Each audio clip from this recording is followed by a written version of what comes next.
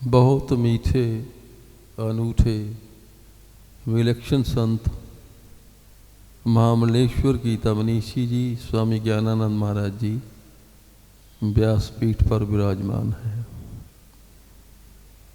अमृतमयी गीता का जो प्रवाह चल रहा, आज उसका विश्राम सत्र है इस शाहबाद की धूमभूमि में। मुझे मौज प्रकृति, क्योंकि यहाँ महाराज श्री ने बताया था कि कल भी बड़े प्यारे से लोग यहाँ थे। आज भी आपने आशीर्वचन सुने हमारे वृंदावन से आए हुए श्री राम मृदुल शास्त्री जी से। पटियाला में इनकी कथा चल रही थी। एक दिन के लिए इन्होंने मुझे भी वहाँ बुलाया हुआ था। उसके पहले हम पावन भूमि फतेहगढ़ साहब में थे। हम अपने घर में आए हैं। जब घर में कोई आता है ना, तो उसको बताना होता है मैं कुछ दिन पहले कहाँ था। तो 25 दिसंबर और 26 दिसंबर को फतेहगढ़ साहब की उस पावन भूमि में थे।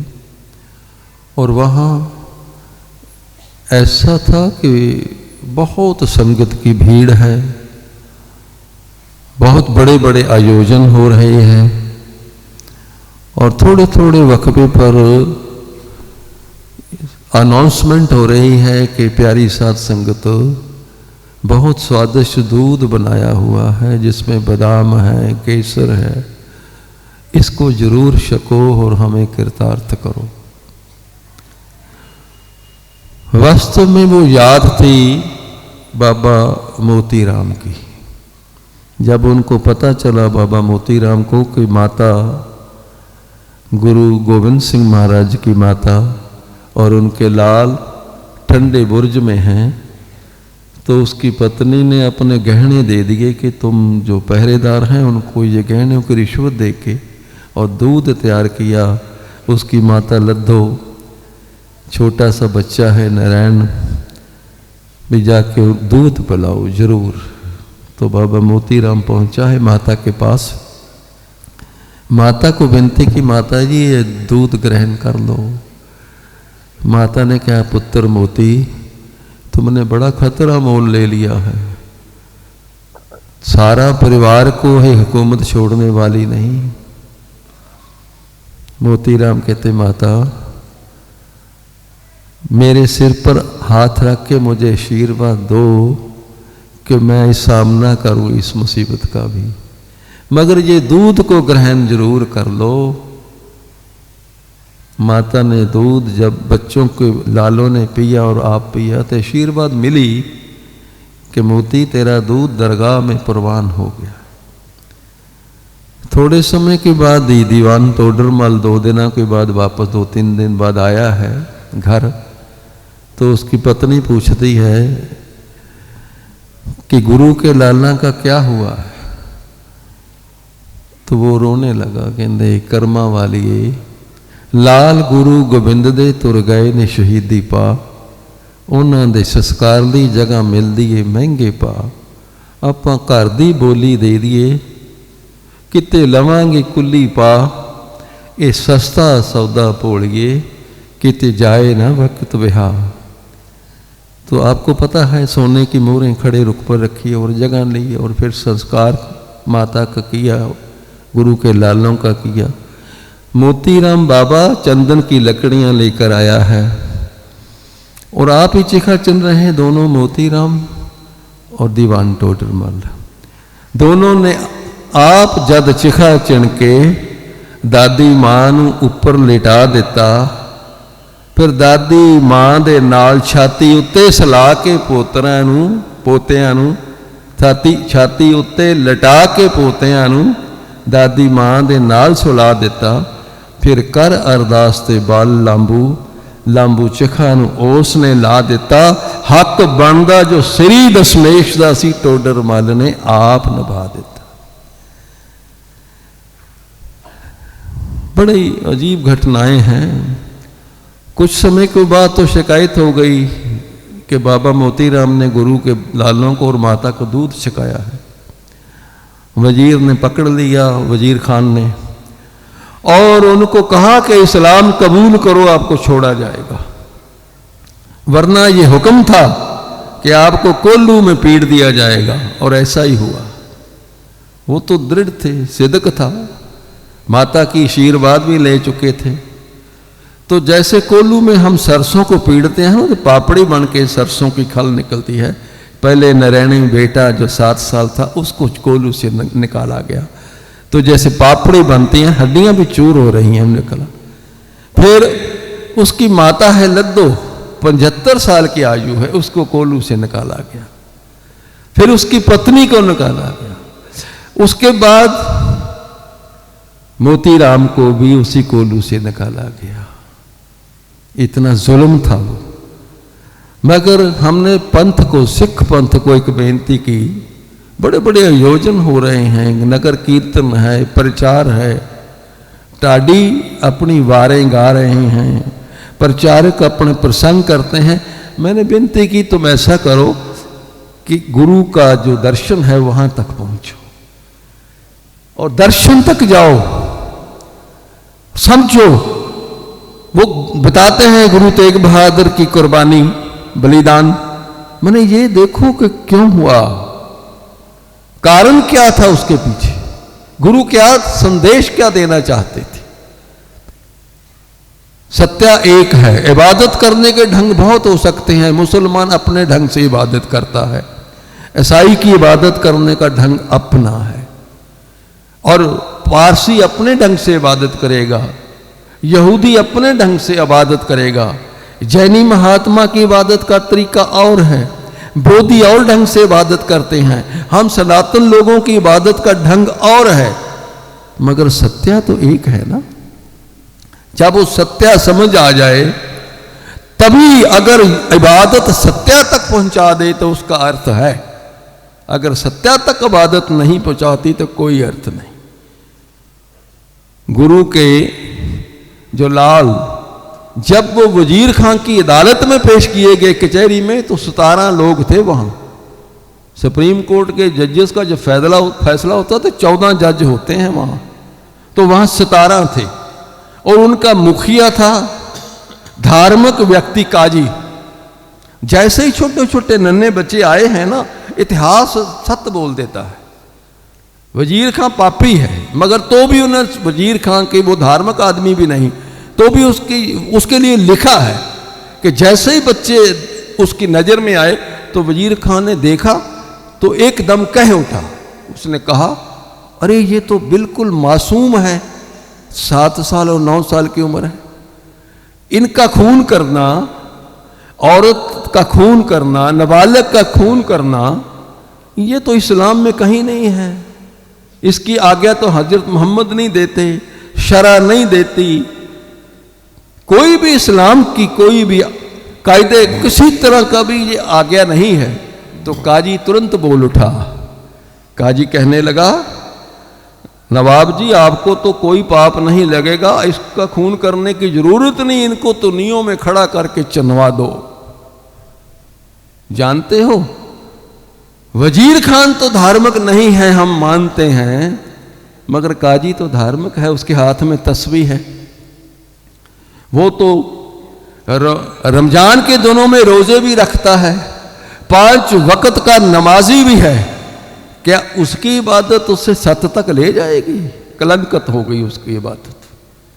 जब बंदा सिंह बहादुर वहां पहुंचा तो भागने की कोशिश करता था, जब पकड़ा गया तो अपने आप ही कह रहा है कि मैं नकली आदमी हूं, मैं असली नहीं हूं। औरंगजेब को तो गुरु गोविंद सिंह ने जफरनामे में भी लिखा था, अरे औरंगजेब तेरा जो नाम है उसका अर्थ होता है सुंदर सजावट तख्त की, पर तू तो कलंक है तख्त के ऊपर लगा हुआ।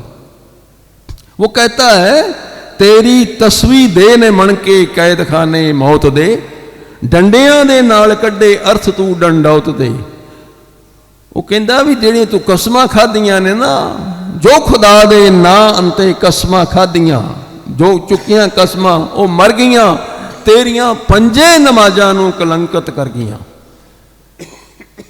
गुरु गोबिंद सिंह बड़ा चैलेंज किया, कहता है जो तेरी कड़वी कमीनी बदलियां दी भावना, हुण वो चाहुंदी जोर गुरु गोबिंद दा अजमावना, पर असी तेरे पैरां दे हेठां अग ऐसी बालनी, तेरी सारी सल्तनत ते बादशाही जालनी। और जब धर्म का अर्थ क्या है, हम कहते हैं गुरु तेग बहादुर हिंद की चादर। मैंने उनको कहा कि तुम इसके आगे भी जाओ और बनाओ। जब महाराज स्वामी ज्ञानानंद कहते हैं उस रास्ते पर चलते हो तो खेले रहो, खुले रहो, खाली रहो और आगे बढ़ो। गुरु तेग बहादुर उसके लिखा है, धर्म हेत साका जिन किया, शीश दिया पर सिर ने। जानते हो पूरे भारत ने गुरु तेग बहादुर पर विश्वास कैसे कर लिया? यह शर्त थी, यदि गुरु तेग बहादुर इस्लाम कबूल कर ले तो पूरे भारत का इस्लामीकरण हो जाता।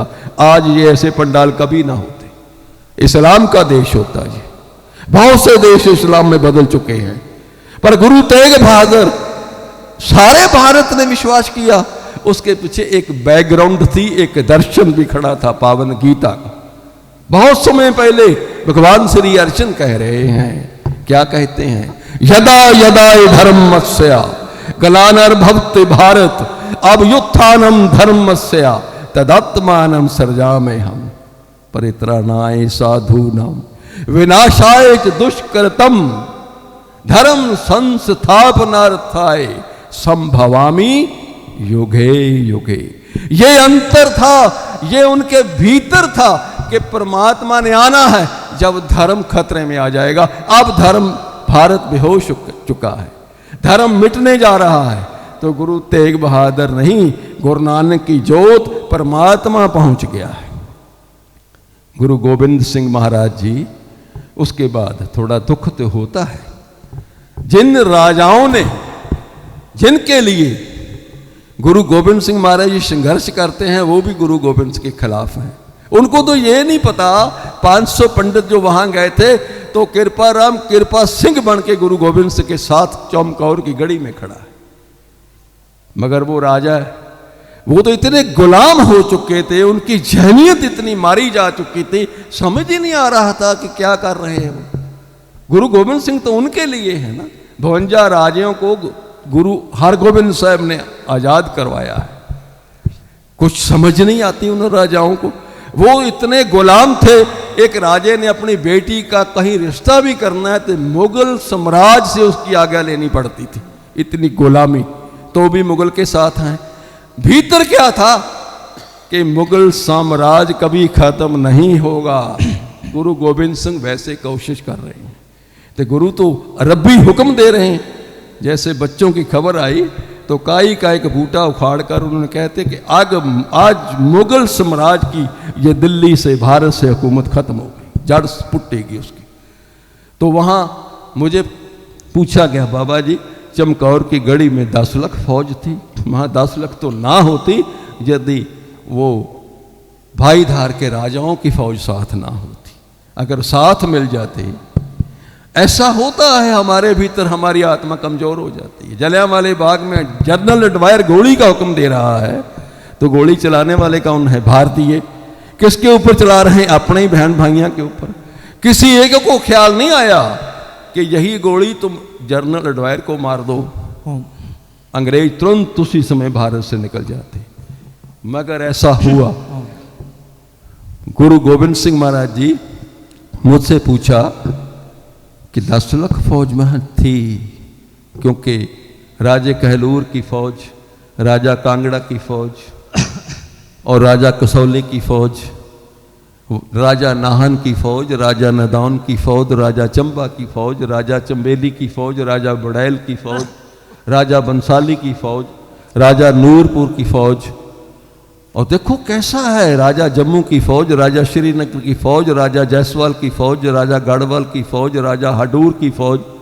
दूसरी फौज थी सूबा सरहंद की फौज, सूबा मलेरकोटला की फौज, सूबा लाहौर की फौज, सूबा पेशावर की फौज, सूबा मुल्तान की फौज, और दिल्ली से आई हैं फौजें, जर्नैल नाहर खान की फौज, जर्नैल गनी खां की फौज, जर्नैल मियाँ खां की फौज, जर्नैल मजीद खान की फौज, जरनैल काले खां की फौज, जरनैल ख्वाजा मरदूद उसकी फौज। यानी कि बात समझो। हमने कहा जब तक दर्शन में नहीं जाओगे बात बनेगी ही नहीं, पहले दर्शन को समझो। मैंने एक बात कही उस पंथ को, मैंने देखो बड़े बड़े कीर्तन, नगर कीर्तन हो रहे हैं, कहीं ऐसा तो नहीं एक गाड़ी न्यूट्रल गियर में हो, बड़ा शोर हो रहा है एक्सीलेटर न पाने से, मगर आगे एक कदम नहीं बढ़ पा रही। अब हम सिखों को सिख बना रहे हैं, क्या ये सिख नहीं जो बैठे हैं?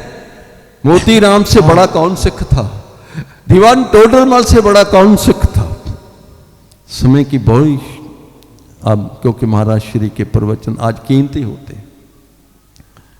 मैं तो क्योंकि आज नया साल भी है, पुराना साल जा रहा है, जब पुराना जाता है ना पुराने याद भी आ जाते हैं। वो कहते हैं इल्म अदब के वो खजाने चले गए, बहुत कीमती थे वो लोग चले गए, बहुत खूब थे वो लोग चले गए। अगर कहें कि उनकी याद ना आए, ऐसा नहीं होता, क्योंकि इंसान मरता है, याद तो नहीं मरती। हाँ, आज इंसान इतना बदल गया है, आज कहने की हिम्मत नहीं कि तेरा मेरा साथ 7 जन्मों का रहेगा। आज तो इतना हो गया है भाई, जैसा आज है ऐसा कल भी रहना। बहुत चेंजेस आ रही हैं पूरे समाज में, ये तो संतों की कृपा है, वो समाज को सुंदर बनाया हुआ है। तो मैं ऐसे वातावरण में यहाँ इकट्ठा किया है, तुम आए हो, ये कृपा है, इस मौज है। इन्हीं शब्दों के साथ वाणी को विराम है। सब ने प्रेम और बड़ी भावना से बोलना है। जय श्री कृष्ण।